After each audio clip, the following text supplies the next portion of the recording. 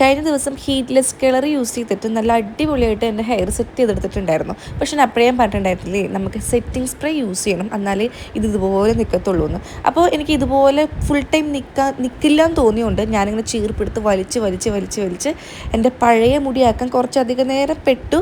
എന്നാലും കഷ്ടപ്പെട്ടിട്ടാണെങ്കിൽ ഞാൻ എൻ്റെ പഴയ മുടിയാക്കി, എന്നാലും ഒരു കേളി ആയിട്ടാണ് കിടക്കുന്നത് കേട്ടോ.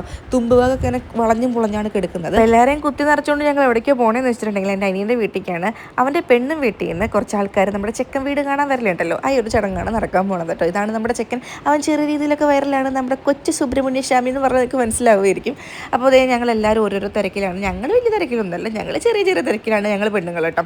അപ്പോൾ അച്ഛനും അമ്മയൊക്കെ വന്നിട്ടുണ്ടായിരുന്നു. അമ്മ വരുന്നതിന് ഒട്ടും വിചാരിച്ചിട്ടുണ്ടായില്ല, കാരണം അമ്മയ്ക്ക് കാലിന് അത്രമാത്രം വയ്യായിരുന്നു. പക്ഷെ എന്നാലും അമ്മ വന്നിട്ടുണ്ടായിരുന്നു, നിഖിൽ വന്നിട്ടുണ്ടായിരുന്നു. കീർത്തിന് വരാൻ പറ്റില്ല, അസഹനീയമായ പല്ലുവേദന ചെയ്തു കേട്ടോ. ഞങ്ങളിങ്ങനെ വർത്താനൊക്കെ പറഞ്ഞ് കുശലം പറഞ്ഞിരിക്കുകയായിരുന്നു. ഇതാണ് എൻ്റെ വലിയേച്ചി. എന്താ പറയുക, വലിയേച്ചിക്കും എനിക്കും ഞങ്ങളുടെ ഫാമിലിയിൽ കുറച്ചുള്ള ആൾക്കാർക്കൊക്കെ നല്ല ചായ ഒരുപോലെയാണ്, അത് പറഞ്ഞുകൊണ്ടിരിക്കുകയായിരുന്നു. ഇത് ഞാൻ എടുത്തു കൊടുത്ത വിഷു കൂടിയാണ് കേട്ടോ. എങ്ങനെയുണ്ട്. അപ്പോഴത്തേനും നമ്മുടെ പെണ്ണും വീട്ടിൽ നിന്ന് ആൾക്കാരൊക്കെ വന്നുകൊണ്ടിരിക്കുകയായിരുന്നു. അവർക്ക് എല്ലാവർക്കും ചായയൊക്കെ കൊടുക്കണം. ഞങ്ങളൊരു മൂലയിൽ ഇങ്ങനെ നിൽക്കുകയാണ്, പക്ഷേ പുറത്താരും ഇല്ല കേട്ടോ, എല്ലാവരും അകത്താണ്. പെണ്ണും വീട്ടിൽ നിന്ന് വന്നവരൊക്കെ അകത്തിരിക്കുകയാണ്.